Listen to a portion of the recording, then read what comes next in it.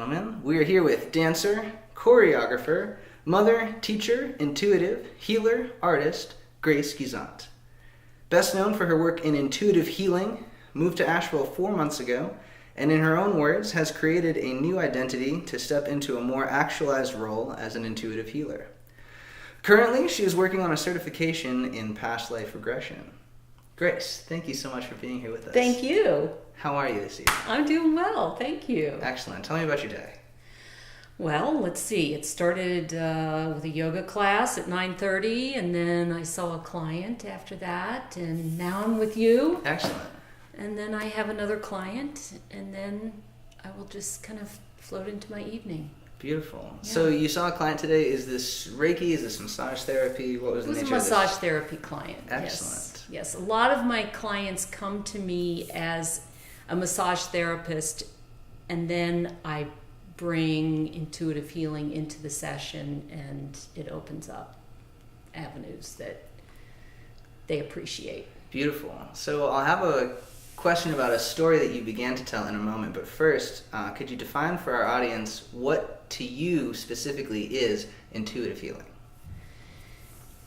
It's allowing spirit to work through you. Beautiful. It's really just that. It's allowing yourself to open up and be led by the light. Okay. Yeah. Great. So, Grace, let's say I suspect that I may be in need or may have a calling to seek intuitive healing. What ails me? What am I going to come with the expectation that is going to be lifted off? What's the process going to be?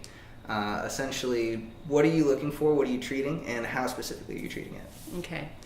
The process is different for everyone because an intuitive healer puts themselves in a place where they are being led by spirit. It could be singing a song, it could be a guided meditation, it could be body work, it could be a shamanic drumming and rattling, it could be really any number of things. Excellent. And what are you coming for? Oftentimes it's it could be either a physical or a mental or a spiritual issue. Okay. So potentially you could engage someone at the spiritual level and allow their spirit and their body in conjunction with yours and whatever spirit guides may be involved in the process to heal a whole range of different things, which Yes. could be physical, psychological, psychosomatic, anything. Yes, I'll give you an example. The woman Please. that I just saw today came to me as a massage therapist. She's had laryngitis for a month. Not getting better. Doctors keep throwing drugs at her. As soon as I put my hands on her, I felt that it was definitely an issue of the heart. Mm. I sensed that it had to do with her getting older and not feeling loved. In a situation like that, when someone is coming to me as a massage therapist, I really have to discern whether that person is open to hearing things like that.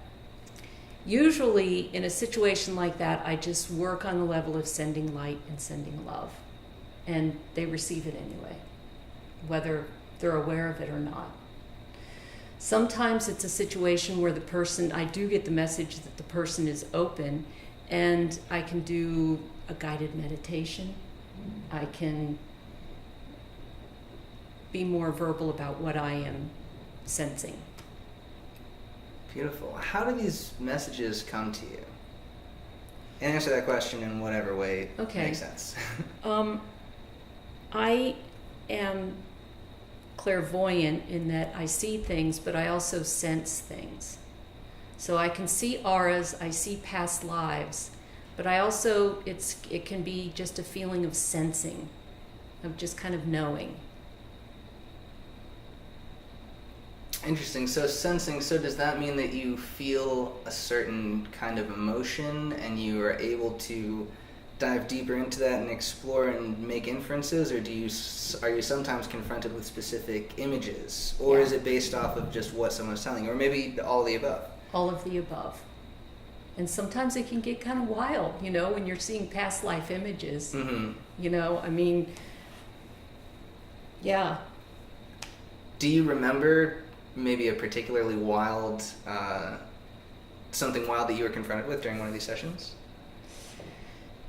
One of the more interesting ones not too long ago was putting my hands on a woman's head, and which is usually when I get the strongest images, is when I have my hands on someone's head, and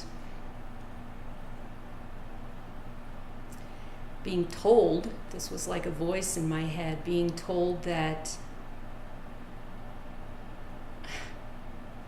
I'm downloading information to her from an extraterrestrial entity. That's extremely interesting. Yes. Okay, this is a woman that's just like, wears, she has her matching purse and shoes and just like, mm-hmm. And so it was like, whoa, okay. But it was too interesting to just, and so as she's getting dressed, I kind of go in and I say, am I supposed to relay any of this to her? And so after she was dressed and I went back in the room, I just jokingly said, I think you're an alien. And she looked at me and said, I had a dream last night that aliens were talking to me. Oh my God, wow. And so, as someone who does what I do, it's really important to be able to get affirmation like that. Yeah, absolutely. To know that I'm not just making everything up, mm-hmm. So that's one example. Wow. And so a lot of times you can't really get affirmation, especially when you're getting past life information. I was working with a really busy lawyer who travels a lot, stressed. I clearly got the information that there was not love between him and his wife. They have kids, he's just not appreciated, that kind of thing. But I got this clear past life image of him in the deep woods of like northern Russia or way up north, and he was a trapper, and he was driving a sled pulled by reindeer. Wow. And that's very detailed. That's a lot of specifics. Yeah, and another specific kind of information came with that. Uh-huh. But as I got that, I thought, wait a minute, reindeer? No way. And I didn't tell him this. Mm-hmm. I went home, and yes, that is not something that is something that was done. Right. That people used reindeer to pull sleds. Absolutely. And I didn't know that. Okay? And so why was I being shown that? And eventually he came back to me a number of times. He probably came back to me a dozen times, and I eventually did tell him that. And he does not believe in reincarnation, but I think that it gave him a healing image for himself, because he's actually an introvert that lives a really hectic, busy life. He's got to be on top of it, and he's got to be this, and he's not good enough for his wife. And in this life, in that life, he was able to be a loner, living out in the woods and just living in nature and traveling through the deep woods on a sled and feeling the snow in the forest, and completely opposite from the stress that he is living under now. And I think that image, and I told it to him while he was in the midst of, getting a massage. And so he was able to just kind of breathe that in. Wow. And so whether he was able to consciously say, I believe this or not, I think that it was a healing image for him to kind of take that in. Wow, that's so amazing. And and you talk about affirmation, it's really interesting that in that particular case, you were able to reach an image that gave you affirmation for what you were feeling, but also for something deeper that he was feeling. Yes. I think that when I am shown a past life image, Spirit is showing me that for a reason that has to do with what the person is needing to be healed. Man, that's so interesting. So we're talking about messages that come to you through people that you are healing on a spiritual level. They come to you in the form of feelings, sometimes in images, and sometimes in the form of words. Mm-hmm. Earlier we were talking about a specific time 4 years ago. You woke up in the middle of the night with specifically... I heard clearly. It was like I had to look to see if somebody was there, but the words Metaphysical Cafe was being whispered in my ear, and it was so clear. Metaphysical Cafe. Yeah. So we'll talk about this, and dancer, choreographer, artist first comes early on in your set of hyphens. And so it sounds to me, when you talk about what we're about to go into here, that this in some way is kind of a culmination and combination of maybe your artistic life and also your healing arts life coming together. Yeah. So please tell me about Metaphysical Cafe. Okay. This came to me about 4 years ago, and I woke up and was like, what's Metaphysical Cafe? And next day I got online and I thought, well, maybe it's a website I'm supposed to check out. It wasn't really anything that I got any information from. But it stayed with me for the past 4 years. It has really stayed with me because it became clear that it's something that I'm supposed to do. Mm-hmm.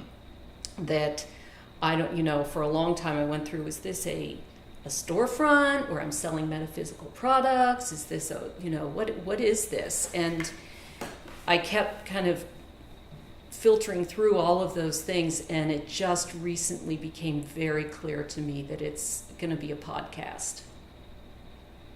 And it's going to be really just about metaphysical, all the different metaphysical subjects that we are hearing so much more about in the world today, in our new age world, and just offering more insight and education along those lines. Awesome. And what do you want the effect on your listeners to be? To be educated. So that when they, when somebody's talking to them about reincarnation, that they've got a little bit more information than just, Beautiful. maybe So what they've heard. Let's say specifically for artists who are going to listen to this. Artists already in any medium are deeply intuitive people in one way or another. Mm-hmm. But a lot of people, just like you said, have never been exposed to energy healing, have never been exposed to the concept of past lives or any of this. What will an artist find in terms of new understanding of what they do? Okay. Well, first, I believe that inspiration, which is what artists get their stuff from, right? It's not coming from your mind. Mm-hmm. Inspiration is coming from, you can't think about how to make great music. Great music comes through you. Exactly. You can't think about, how to make great art, or that it's something that comes through you. So I think as an artist, we already have strengthened those skills of allowing ourselves to just open up and be a channel for information that goes beyond the thinking mind, that the thinking mind is not capable of. The thinking mind analyzes, and once something comes through you, that's when it's a good time to use the thinking mind to say, okay, I think I'll tweak this a little bit. I think oh yeah, that fits with this, and to kind of tweak it. But in order to create great art, you're getting your mind out of the way, and you're opening yourself up to something much larger. Wow. It's much bigger than what your thinking mind is capable of. Absolutely. So let's talk nitty-gritty, specifically and practically. What is an example of a process that I, right now, sitting here listening to this podcast, can undergo to experience contact, or at least nurture a little bit of a glimpse into the intuitive mind? Well, anything that gets your mind out of the way. Anything that gets your thinking mind out of the way. And I think most artists have their practices that they do to just get the thinking mind out of the way, depending on what kind of artist you are. Well, let's say I'm this kind of artist. Let's say I have no experience with meditation. I have no experience with even yoga or other, any kind of daily practice. Mm-hmm. Let's say I'm coming in completely cold. I maybe don't have any routine or practice in my life. What's maybe the 5-minute or 10-minute just like go to dip my feet in? And you're a musician? Getting into that. Yes. Let's say just I'm a musician. Just improv. Just improv. Okay. Get on your instrument and just start improving. And don't think about what you're supposed to create. Just start improving. Mm-hmm. Excellent. And so it sounds like a lot of this is trying to mitigate, or in some cases ignore expectation. But what should I expect? What am I looking for? Fun. Oh, beautiful. Yeah. I mean, it's when you're in the flow, that's when you are in bliss. That's when you're having the most fun. When you're letting it just flow. Excellent. When is letting it just flow having the most fun for you? When do you most get in that space? Getting out of my thinking mind, which is it's a constant. But in terms of like physically, what are you actually doing? Like this happens when I am steeping tea, or this happens when does this happen the most frequently for you? When do you have these moments? Dancing. Yeah, to really great music. Excellent. Yeah. So that's when it happens most easily. And when I put on like music and just dance. Improvised dancing, not going through a choreography or anything. Just improvised dancing. Wow. And what do you ever find new things in your dancing when you're letting it free flow like that and getting in the zone, as people say? I think it just, let's see, do I ever find new things? I think what it mostly does for me is it just really opens up my chakras. Mm-hmm. It really just like... And what does that feel like? Physically, emotionally, spiritually, what's the experience like? You feel wide open. The clouds in the brain are gone. It feels blissful. And so when you talk about chakras, we're talking about what I understand to be points in the energetic body that are associated with points in the physical body. And so how does that manifest itself in terms of, do you have a physical sensation that mirrors how you feel energetically, or how does that feel in your body? When your chakras are open? Yes. Your body feels energized and wide open. Okay. Yeah. So you say energized and wide open. Energized is a normal thing for your body to feel like, but wide open, it's almost like your body is taking on the kind of receptiveness that you might have in your mental or spiritual space. Is that kind of what you're getting at? Yes. Wow. Yes. And so what is the advantage? What's the function of being physically receptive? This is a deep subject here. Go as deep as you like, long form. Because when you are someone who goes through the world wide open, it is really important to learn how to protect yourself.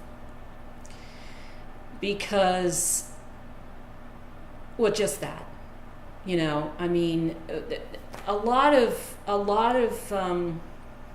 us go through life with this wall around us. You know, nobody's going to get in there. Nobody's going to hurt me. Nobody's going to, you know.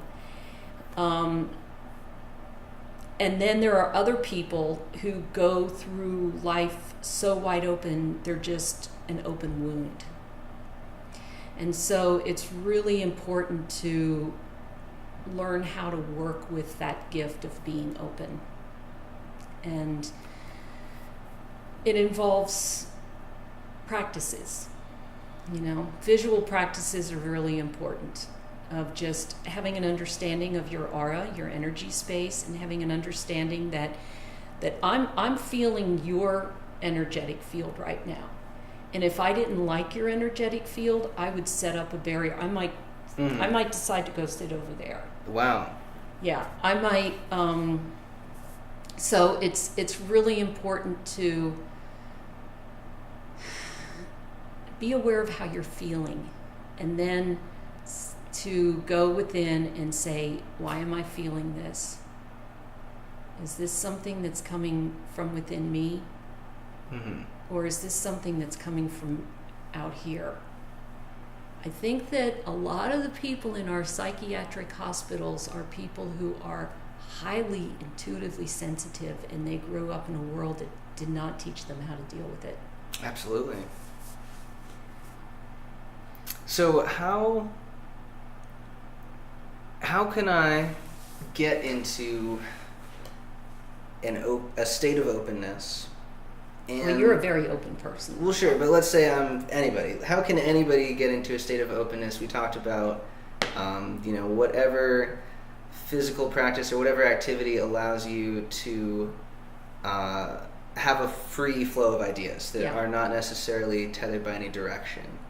How can I take that and turn it into a daily practice that allows me to protect myself as somebody who does have that openness and does go through life more and more as an artist, getting more and more into these states? As I am engaging with my openness, how do I control the in and outflow of energy from the world? Okay. Number one is to be constantly aware of what you're feeling. Okay, and if you're feeling good, then there's no problem, you know. It's good to, even if you're feeling good, to say, wow, where'd that come from? I'm feeling like I want to dance. Where's that coming from, Yeah. Gee, Wilson's making me feel great. All right, I like his energy, you know? Okay, so it's about really constantly being aware of how you're feeling, what emotions are coming up, okay? And then to know how to protect yourself when stuff is coming in that is not what you want. And there's a number of different practices, but, if I were to just give you an easy one, I would say to just imagine your energetic field, which is we all have an energetic field around us. And to imagine that when you're feeling energies in your field that you don't like, you can just imagine blowing them away and seeing that dark energy go down into the mother, because she knows how to take that shit and turn it into compost. That's what she knows how to do. Right. And that's important, to visualize it going down into the earth. If you're in a room with somebody who's got a negative energy, move away from them, leave, do, Sometimes as a healer, you get somebody who wants to suck your energy. They don't want to leave. They want to stay and talk and talk and talk and talk and talking is fine, but if it's sometimes I feel like they're just like sucking my energy, and I have to just show them to the door. You know, that's another sign that you get, is somebody is just kind of like pulling your energy out of you. So these are feelings that everybody already experiences all the Yes. time. Yes. And so this is something that once people can key into it, can really be identified pretty easily. Yes. Awesome. And it's all about how are you feeling. Mm-hmm. We should be teaching kids this from early age, to identify their feelings and how do you deal with your feelings. Is that feeling because you feel bad about how you just talked to somebody?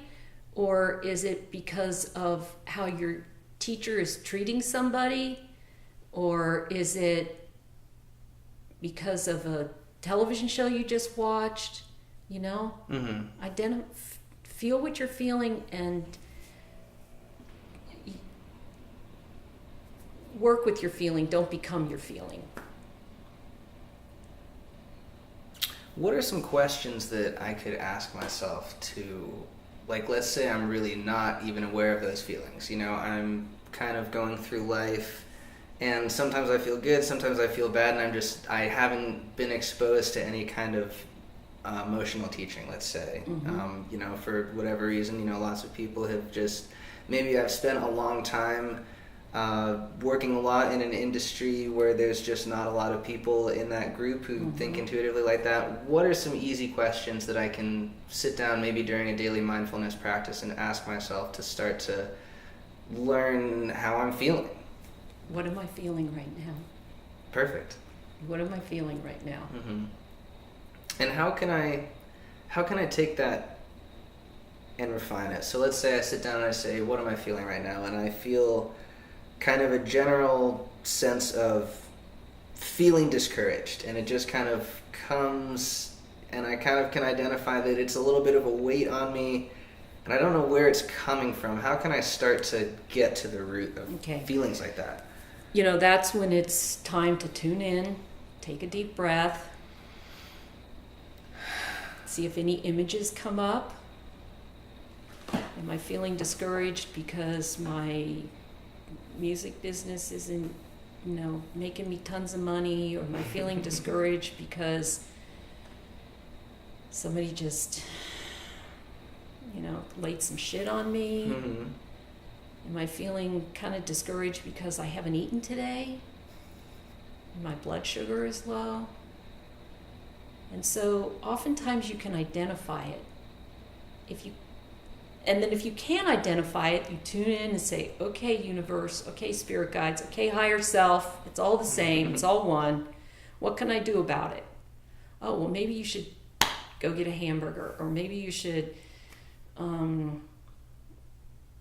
know, I'm feeling bad because I'm not making enough money in my business. Okay, universe, how, you know, what can I do to rectify this? Right, and I feel like you're touching on a step that is so crucial that hearing it's almost like you could miss it, but the step is asking something that you're visualizing as outside of yourself, encompassing yourself, just posing the question to it. So rather than trying to go at it like you would solve a problem in the physical world where you're looking around and you're, you know, alone, you're not communicating, and all you have is these are the things in front of me and you're trying to put something together, it sounds like there's a step of, once you have identified where you're at and where you can get to and how much you can identify the problem, there is a point where you have to let go before you can do the deeper work. Is that kind of what you're getting at?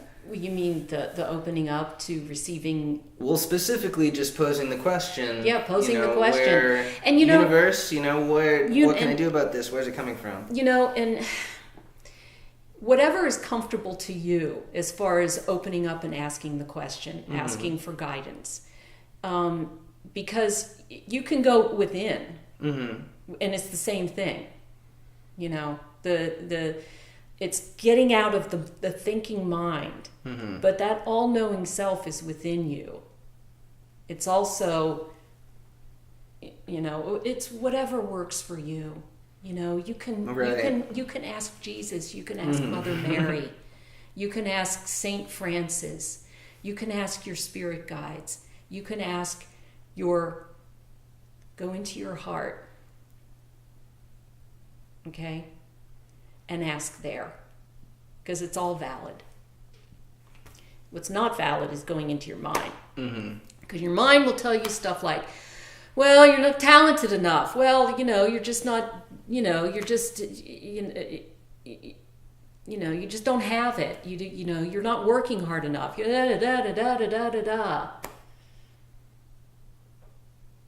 Not the stuff that's helpful.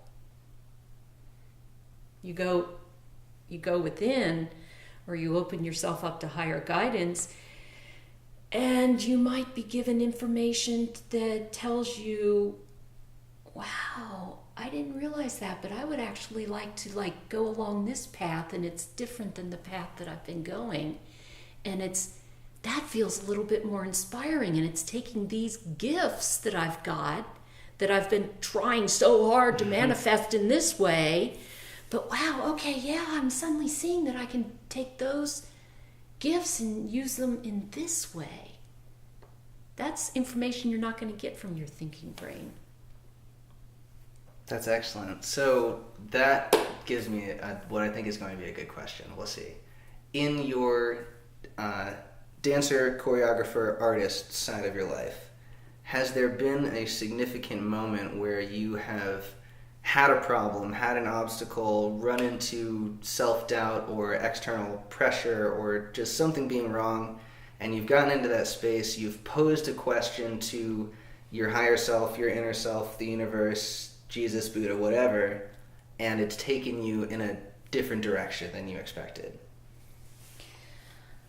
Well, when I was a choreographer, I was really tuned into that part of my brain, and that was just a really creative time in my life. I think that when I was an actual dancer, a professional dancer, and I was young, I was in my 20s, that was a pretty frustrating time for me, because I came out of a childhood where I was, programmed with the thought you have to succeed, you have to succeed. And there was no, do it for your own joy. It's like, do it to make your parents happy. And so I had a difficult time as a professional dancer, having trouble getting along with authority. And I didn't really consciously open up to my intuitive self until later. And it's interesting, when I made the decision to quit dancing professionally, this was in New York, there was a free service for retiring dancers with a therapist, and the therapist puts you through the Myers-Briggs test. And I don't know if you know what that is. I'm not familiar, and a lot of our listeners probably aren't either. Okay. Can you give us the 3-second spark notes? The Myers-Briggs test, and you can do it online, but of course if you do it with a therapist, it's probably more detailed. But it's a pretty detailed personality test that you answer a bunch of questions. And I'm an INFJ. Oh, okay. I'm a little bit familiar with it. So what is an INFJ? Okay, well, INFJs are actually the most rare of any of the personality types, and they're extremely intuitive. They're and what does it stand for, INFJ? I is introvert. Okay. N, I forget. Let's see. I bet I can get this. I know info. J is judging, but anyway, when I went to this therapist, and she did the Myers-Briggs test with me, and she said, the kind of careers that you would really excel at are being a counselor, a spiritual teacher, or a healer. That makes sense. I did just look it up. So the N, they kind of cheat on the N, because the N is intuition. Okay. So it's you're introverted, intuitive, feeling, and judging. Okay. So that was really good to hear that, and that kind of opened up my mind. But then what I went on to do is I moved to the country outside of Athens, Ohio, and opened up a dance school out in a very rural area, and spent the next 17 years running a dance school and bringing dance and choreography to place where it kids, probably was lacking. Where it was definitely lacking. Wow. And I hardly made a living. It was a labor of love, and those were my years as a choreographer, and I produced numerous original dance theater productions, using local artists, local musicians, and it was an extremely creative time for me. And how I got there, okay, you're reminding me how I got there. This is so interesting. Awesome. I was still living in New York, and I was at a loss. What am I supposed to do? I know that I'm done with being a professional dancer. Where do I go now? So I went to an ashram in the Catskill Mountains and spent 10 days doing meditation and yoga. And while I was there, they have a library there at the ashram. I was going through the library, and I found this book called The Directory of Intentional Communities. And it just hit me, and I thought, wow, what an interesting concept. And in one night, I read through the entire book. I read about 350 some different intentional communities in the United States. And I circled a few of them that I decided I wanted to visit. This was spirit that led me to do this. Wow. Okay? And so I got on the bus and went to this intentional community outside of Athens, Ohio, and called the Far Valley Farm. And I spent a week there, met the people, fell in love with the area, fell in love with the people. And then I had on my do list that I was going to go and visit this other intentional community. And so I got on the bus, because I didn't have a car. I lived in New York at the time. Got on the Greyhound bus and was heading to Virginia to visit another intentional community. And just as I was getting off the bus in Roanoke, Virginia, I said, what am I doing? I found what I'm looking for. And there was a used car dealership right there. I got off the bus, bought a used Chevy Chevette for $600, drove to New York.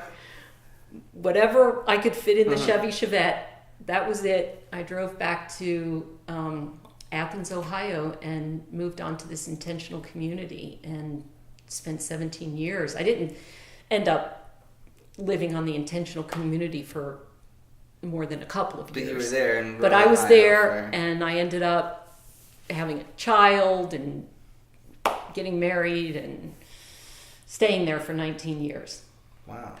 And that's where I had my dance school and that whole part of my life. Gosh. But I was definitely, it was spirit-led that I was to go to that ashram, get centered, be in a place where I can be open to, what's new.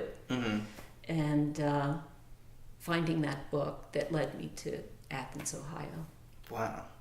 Yeah.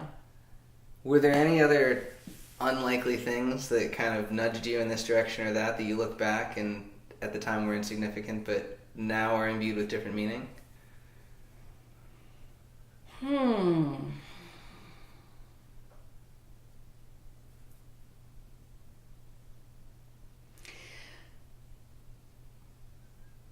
As far as life decisions,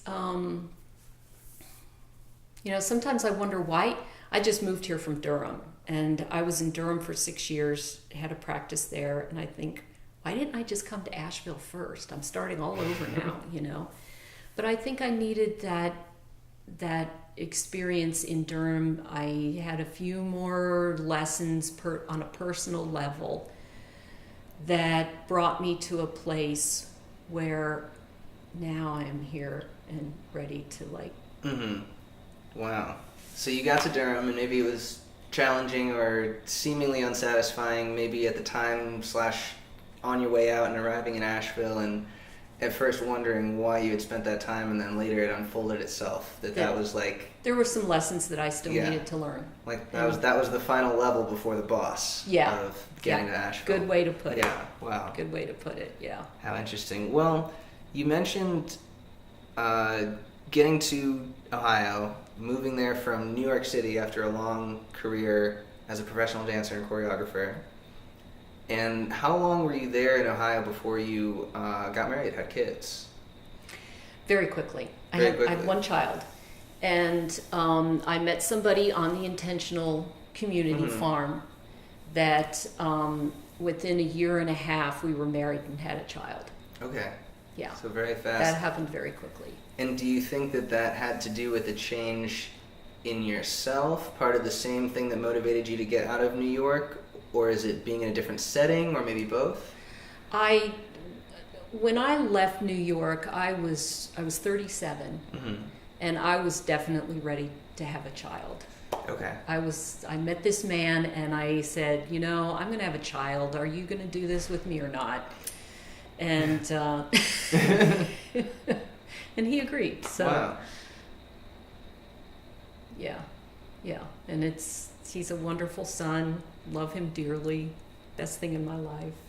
Tell me about your son. He is in his final year of graduate school at Indiana University. He's brilliant, always was. Grew up in a dance school. Grew up in a dance studio. Very creative. He's getting his degree in public policy. In college, he came out as transgender.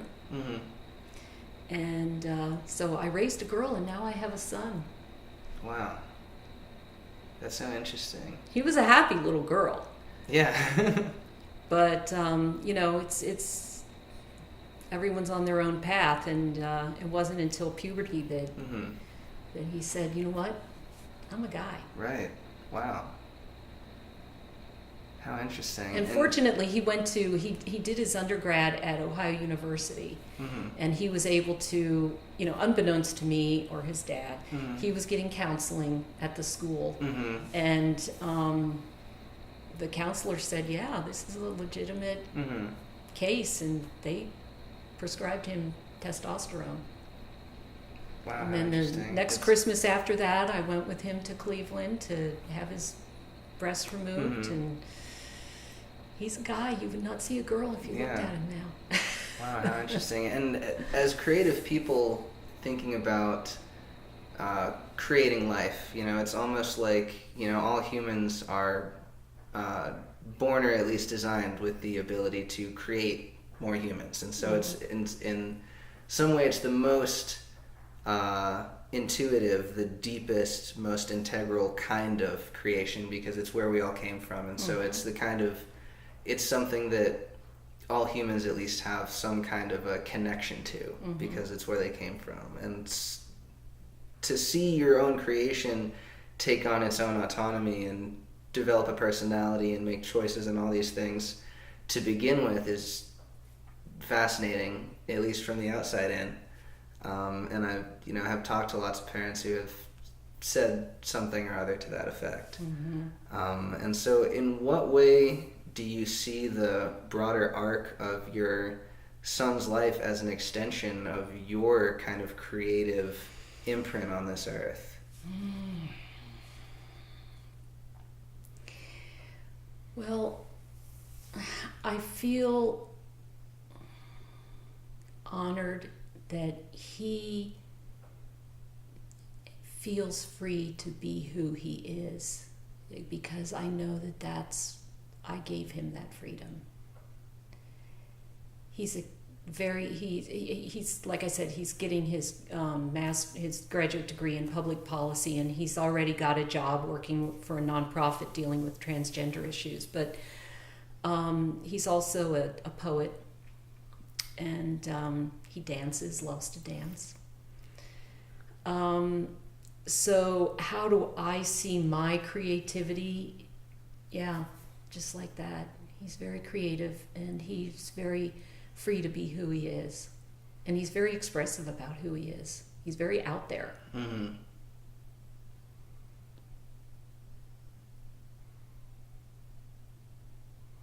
Excellent. Well, let me ask you some more questions about your dance career. So tell me, maybe just kind of give me the crash course on the history of Grace Gezant's dance career. Okay. Tell me about that.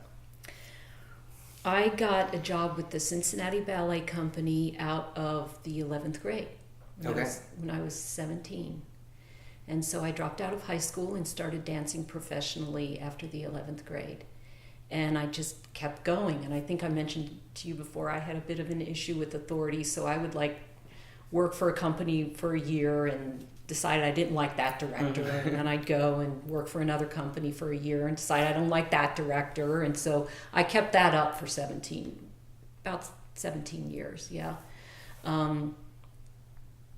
So I first was with the Cincinnati Ballet Company, and then I moved to New York. And I basically had New York as my home base where I would train and audition. And so I lived in and out of New York for, the rest of the time. And so I would train and audition. And so during that time, I danced with the Chicago City Ballet, the Metropolitan Opera Ballet in New York, Frankfurt Dance Theater in Germany, the Israel Classical Ballet in Tel Aviv, a couple of small companies in New York where we would tour around. I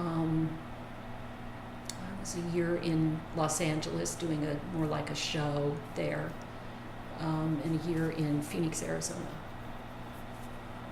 So that was my dance career. Wow, and all of this was before New York City, or some of that was after New York City?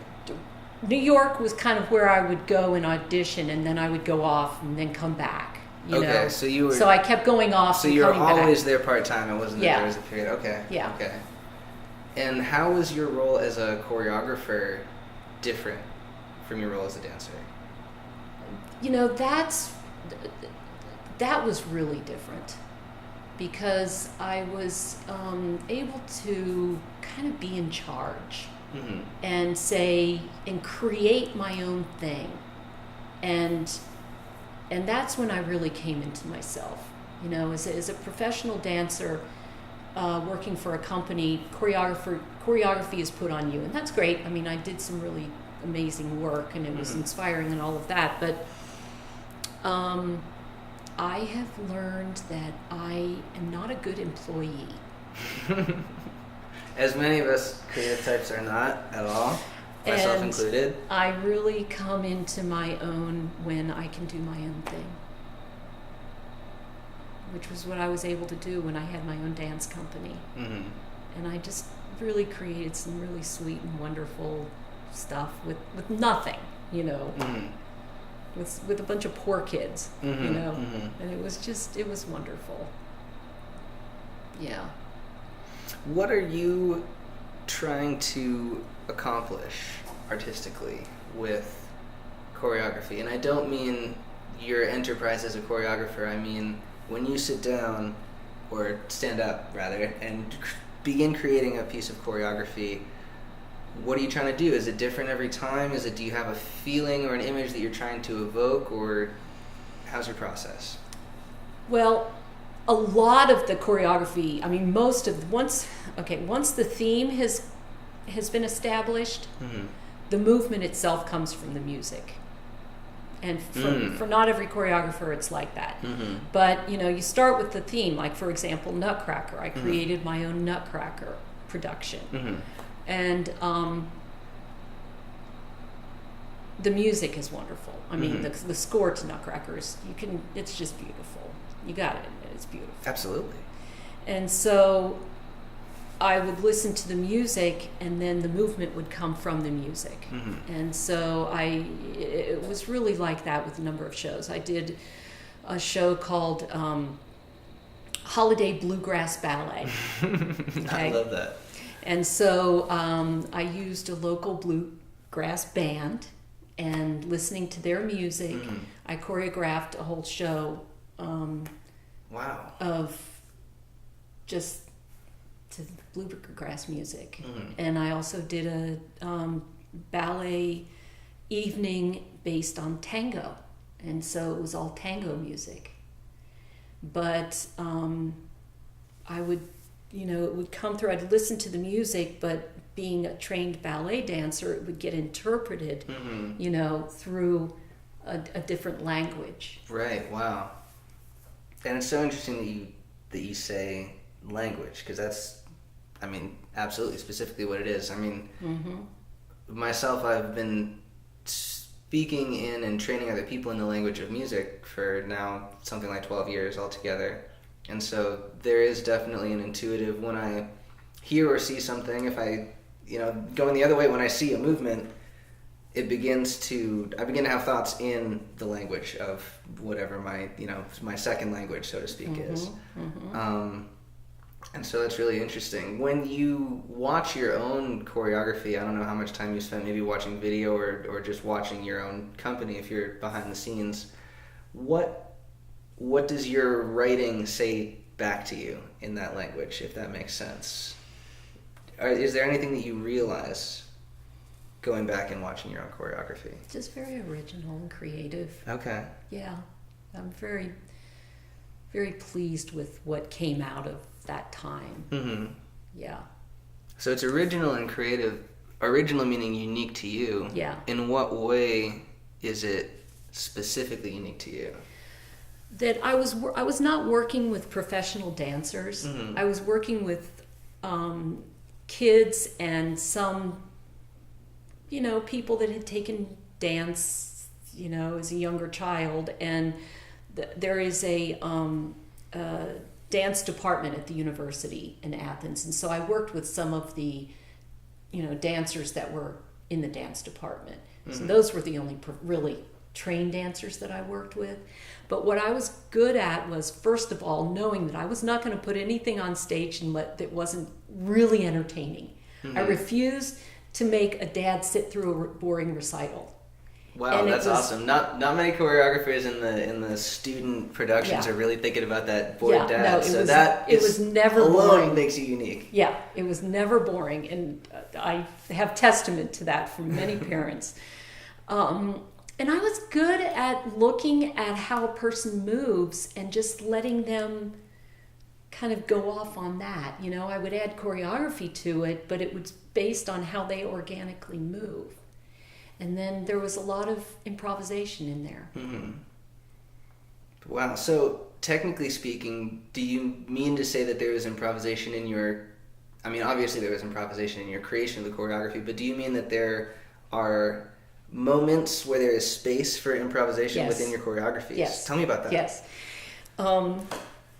It was really entertaining to watch with the kids. That, I'd have, a group of like 7, 8, 9-year-olds doing some set choreography, and then I would call it free dance. And then there would be this time when they all knew that they could just do free dance for the next period of time until they heard the trombone or whatever. Mm-hmm. And then it was time to go back into the set choreography. Awesome. And what, I taught them how to do improvisation being aware of each other. Mm. So, they didn't all end up crowded in the corner, that they used the space, that they would work off of each other, that they would get inspired by how someone else was moving. And it was just really fun to see what young kids can do, just improvising. Mm-hmm. It was actually a lot of times much more entertaining than my choreography. What were some of the most entertaining things that you saw come out of a bunch of kids having to not only come up with their own moves, but specifically I'm interested in being aware of each other? Because frequently, little kids, a bunch of them playing sports or whatever, they're tripping over each other, they're falling, they're colliding head on. Yeah. In what ways did you see that go wrong? And in what ways did you see that go right in maybe unexpected ways? I don't remember it ever going wrong. And the ways in which it went right was that parents and I also would oftentimes sit there and see these young kids totally in a state of ecstasy in their movement, in the music, just so totally doing what they're doing unselfconsciously. Ugh, that's beautiful. That's the thing, man. That's the deep root. Yeah. That's what's up. Yep. Wow. Yep. What a beautiful thing, not only to see, but to instigate. Yeah. Yeah, wow. Yeah. And I had the pleasure of, working with, I cast in Nutcracker, Drosselmeyer is the old guy, and he's in the first act, and there was a 78-year-old woman that lived in the neighborhood, and she confessed to me that she always wanted to dance. And so I cast her as Drosselmeyer in Nutcracker. And she said it was like a highlight of her life. And I had a couple other experiences like that where I put older people on stage that never had that experience. And it was really wonderful. Wow. I'm really tooting my horn here, aren't I? No, I mean, well, it was a good time. The thing that is worth tooting is that experience, having that experience and being involved in it, whatever. I mean, even just me sitting here hearing about it, I mean, it affirmed something. It was a good time. Serious and beautiful. Yeah, it was a good time. Yeah. And as I said, a lot different than my professional dancing life, where there was so much stress and, I didn't get the lead. I hate myself. I'm not skinny enough. I didn't do enough pirouettes. I didn't, all that stuff. So. Interesting. So that dovetails really nicely into where I want to get back to, which I think is going to bring it all together for us. So I'm not skinny enough. I didn't do enough pirouettes. That is a window into a specific mindset, and maybe that's the dark side of an otherwise very productive mindset. Obviously it is, because you got to where you're at. So there is something that you did that other 11th grade girls in dance class were not doing. Yeah. That got you where you were. There was something that you were doing in and out of New York all that time that kept you in demand, that kept you traveling around. So what did you do differently, and how do you apply that same mindset now to your life as an intuitive healer? Good question. I was naturally very gifted as a dancer. I had the right body for it, the right feet, the right flexibility, the right strength, and all of that, and I loved it. Okay, and when I decided when I first got the idea to take ballet, I was 10 years old. And fortunately, my mom asked around, and who's the good teacher in town? And so I was trained by a very good teacher. And then, a lot of, and this, what I'm going to say next, also filtered into my career now. A lot of dancers would go to the big auditions where there's 100 people there and not even be seen. Somehow I got it in my head, I'm just going to get on a bus and go to Chicago and show up and shake the director's hand and say, can I take company class? Take company class. I'm the only new person there he's looking at, and I got the job.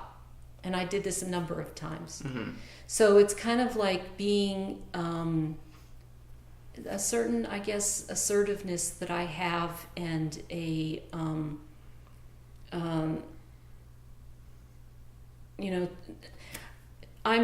this gets into astrology, but I'm a Capricorn with my moon in Pisces. All right, we were talking about this. We are both Capricorns. Oh, okay. Yes. Okay, so Capricorn is very business-minded. Yes. Very knows how to make an orderly plan. Okay, this is what I've decided I want. And okay, today I'm going to do this toward my goal, and I'm going to, this is what I'm going to do towards my goal. Pisces is the complete opposite. Yes. Pisces is my woo-woo metaphysical self who sees past lives. Okay? So I've got both ends of the spectrum. You know, I've got that artist, but I've also got that business side of me. And so, you know, it's the same thing with massage therapists. A lot of massage therapists are very intuitive, but they don't really have the desire, really, or the business sense to create their own business. But I do. And when I moved to Durham, you know, within 5 years, I had more business than I could handle. And I did things like, you know, that I could probably write a book about some things that I thought up that I could do, you know, to get business. Does that answer you? I forget now what your question was. Yes, that totally does. Okay. So the question was what were you doing differently in your practice as a dancer that got you the success? Yeah, part of it was talent, and part of it was chutzpah. Yeah, and it sounds like talent, chutzpah, but also finding the right teachers. Knowing how to engage with the right teachers. Is there a way that you engaged with your teachers so that even dancers under the same instructors were not doing, that you got more out of? Well, really your first teacher is the important one that really trains you to get ready, you know. And so what was your relationship like with she your first loved teacher? me from the beginning. I think from the first time, I remember my first movement in my first ballet class. You know, it was a warm-up. Everybody lay down on the floor and kick your leg up. And I kicked my perfectly straight leg up with my foot pointed, and I remember her looking at me, and it was like she saw the flexibility, she saw the strength, and that's all I wanted to do was dance. You know, within a 2 years, I was at the dance studio every day after school until dark, till it was time to come home and go to bed. So it was the potential, it was the teacher recognizing the potential, it was you appreciating the recognition. Yes, and it was a good teacher. And what kept you going back and spending all of those hours? Was it just the joy of dancing, period? Did it have to do with the positive feedback you were getting from the instructor? What kept you coming back? The joy of doing it. Yeah. You know, there's a famous Broadway show called Chorus Line. Oh yeah. Okay. Yep, a good friend of ours in Gainesville played with it. And the ballet dancer in the show sings a song, "Everything is beautiful at the ballet." And her whole story was that she came from kind of a sad upbringing and, you know, not great energy at home, but she went to that ballet studio and she listened to beautiful music and she danced and everything was beautiful. That was me. Yeah, absolutely. Because you were finding that place of openness. Yes. I was a very serious asthmatic as a child. I had a number of out-of-body experiences. I wasn't expected to live. And out-of-body experiences, moments when you were deprived of oxygen and lost consciousness, or? Deprived of oxygen and up on the ceiling looking down at my body. There's a lot of things I could say about that, but say the things. They're like, so yeah, I remember so vividly one of the things that just struck me when I was probably like 6 years old. In this one time, I'm in the hospital and I'm up on the ceiling looking down at my body, and there's like 5 doctors and nurses standing around me just looking at me, and one of them put their finger on my forehead and said, "She's turning blue." And I remember thinking, why doesn't somebody pick me up and hold me? You know? That's all I needed. Right. But that wasn't the point of what I was going to say. There was something else. I had really serious asthma attacks through my childhood, and then when I started dancing at age 10, I stopped having asthma attacks.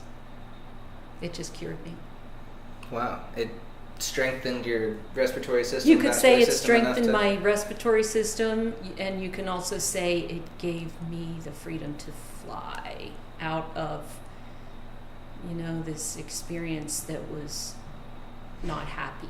Mm. Wow, so getting to that happy place, you think, gave you the ability to access physical healing that wasn't necessarily available to you before. Wow, and so did these experiences that you had experiencing dance and the healing that came from it, does that now inform your healing practice? Yes. Wow.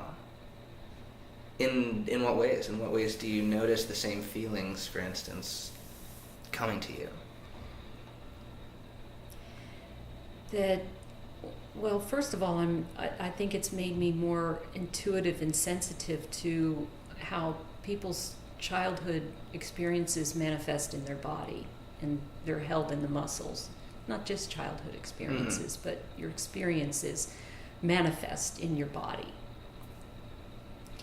And also that we are healed by what gives us joy. If you want to look for your healing, look at what gives you joy. Does that answer your question? Yes, it does. Okay. It gives me another question. The next question is, how do you help your healing clients find their joy? It seems like for some people that can be an extremely hard thing, a lifelong thing that maybe doesn't even fruit at the end, and certainly not in the way they expect. Yeah, like for somebody, I might feel called to tell them to just walk in the woods slowly and just breathe,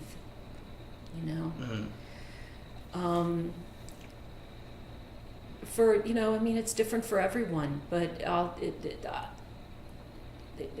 what brings you healing will be different than what brings someone else healing. And it sounds like that necessitates you having a role as a guide and a counselor, as well as specifically a therapist within the confines of this is an hour appointment. Yes, exactly. And that's where, if somebody comes to me as just a massage therapist, I have to discern whether or not the information I'm receiving is something that they want to hear. And oftentimes it's not. And I just send them healing energy. I send them light. And, let the universe do its work. But when I do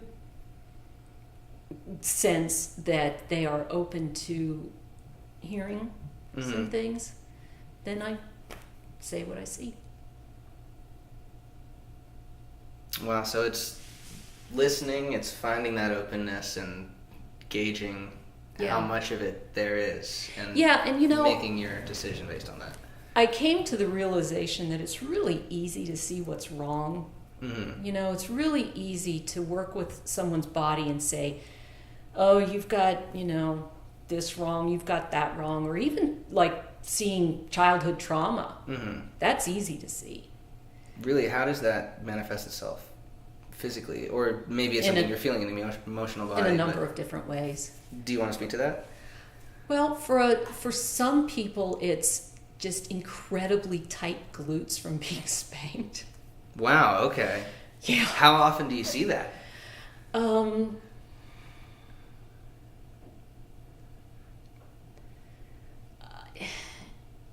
don't know. How often do I see that? I see it. Yeah. I see it. Yeah. And you know that it's from being spanked? No, because it's not always from being spanked. Okay. But sometimes but frequently it's enough for it to be notable. Wow. Yeah. What else gives people tight glutes? A lot of other things, not just that. You probably have tight glutes, right? Well, no, I actually don't. I have very tight hamstrings. What gives people tight hamstrings? A lot of it is just genetic. I mean, hamstrings is probably genetic, Right, that's someone told me that they're genetically shorter than proportionately. And there's a lot of things that can give you tight glutes, but I'm just saying that sometimes I'm talking about it's easy to see what's wrong, and so I can look at somebody and say, oh, there's some childhood trauma there from being beaten. And okay, that's easy to see. It's not helping that person, even telling them that. And so what I ask for is a healing image, a healing message. And when you're asking for that, that's again going into the space where you're posing it outward and inward, and just to basically posing it away from the thinking mind. Yes. And the healing through just sending loving light is always there. I don't have to like even hope that some message comes to me. Just the sending of the light of spirit is always there. You can always go to that. You should always go to that. Definitely. Yeah. So I have a question about where body awareness and your physical health practice overlaps with art, because I very recently had a couple of just really amazing experiences doing yoga, and then immediately going afterwards and journaling or writing music or singing, playing an instrument. And after having really, really amazing experiences, just finding flexibility that I didn't know I could reach, getting to points where I, didn't know were accessible or this or that, and then immediately feeling better in my body and noticing instant, way better performance. Yes. So my question to you is, does your proclivity towards healing now come out of lessons that you learned as a dancer and things that you had to figure out to get your body functioning and in concert with your mind and your spirit in the way that you needed to do what you were trying to do? I think that my work as a healer now comes out of a lot of things. My childhood, my work as a dancer, but getting back to what you were saying, doing a yoga class and then feeling like it really opened up inspiration for you, that's connecting to your breath. Right, absolutely, yeah. So, breath was the number one thing, was the physical sensation and the mindfulness and the just endorphins and having more oxygen and how it just makes you look at the same thing and feel happy about it instead of sad. Yes. Yoga is great for that, and that's what I still do, to stay and keep my body working, because I'm 60, and being able to, have the physical ability to keep doing what I'm doing. But yoga is about not only staying physically attuned, but mostly it was originally designed by the yogis to connect with your breath and be able to be in a place where you could meditate. So yoga is great for that. If you don't like doing yoga, you can run, you can swim, you can hike, there's all kinds of things you can do to just consciously connect with that. Right. That, coming in and releasing. That's what your breath is. What am I bringing in? And what am I giving out? Right. What am I bringing in? And what am I giving out? Right, so it's a kind of figurative attention paid specifically to what am I putting into the world, what am I adding to the world, and what am I absorbing from what's around me. What am I absorbing? Right, so it's in a way, it sounds like the truest physical manifestation of something that when you focus on it is kind of a fast track to happiness. Exactly. It reduces everything to the basics. That's what the most basic meditation practice is to just focus on your breath. And, it's hard in our world.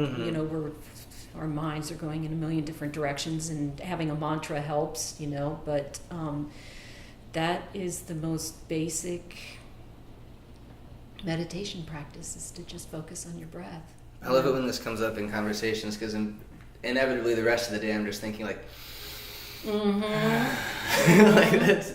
always brings me back. I'm like, I have been thinking about my breath all day. It always brings me right back to it. Yeah, and it's amazing when, as a healer, when you put your hands on somebody and you just yourself take a few deep breaths, and the effect that has on them. Absolutely.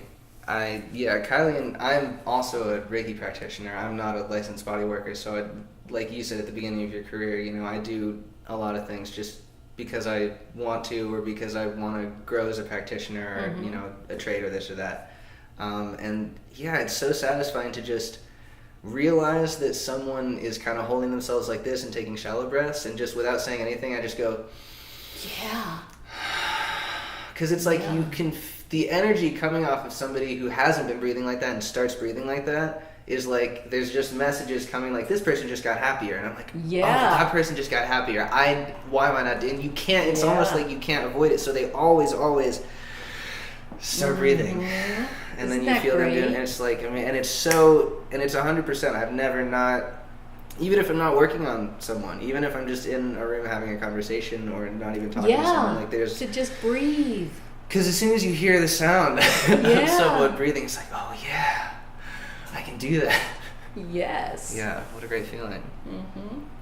Yeah, I was listening to, I can't remember what I was listening to, but they were talking about smoking, like why do people smoke? And people are like, oh, well, it gives me a moment of mindfulness where I'm thinking about things that I wouldn't otherwise think about, or I like the moment alone, or it, you know, it calms me down or whatever. And a lot of that surely is just that you never go, you know? Yeah. And even if you're breathing in toxic smoke, it's like just the feeling of going, and maybe right afterwards taking that first breath of fresh air. Maybe, you know, for people who, you know, smoke cigarettes, they get that rush of nicotine, but then afterwards they also get the oxygen. So it's, and it was an interesting thought, because I was like, wow, like that really is it. And there have been times too when, you know, having the urge for a smoke, I've just gone,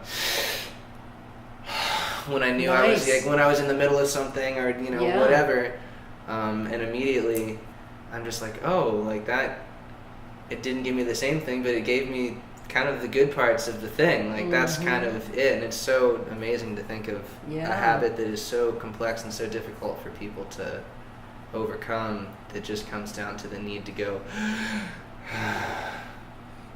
Yeah, super interesting. I love it. Yeah. Especially with a little bit of, I think in Ashtanga yoga they talk about breathing with sound, and in different practices they do. You know, sometimes it's like breathe in and feel free to let out a sigh as you exhale. It's like hearing someone sigh too. It's just like, because you don't realize that like, is like your shoulders kind of relax and your torso moves down, and it moves you out of a place of here, and it makes you realize that you were in that place at all. At least it does for me. And that's super interesting. So I think we're getting close to 5 here. I do want to ask you one follow-up, bring it all together question. Okay. Which is, what is your daily routine?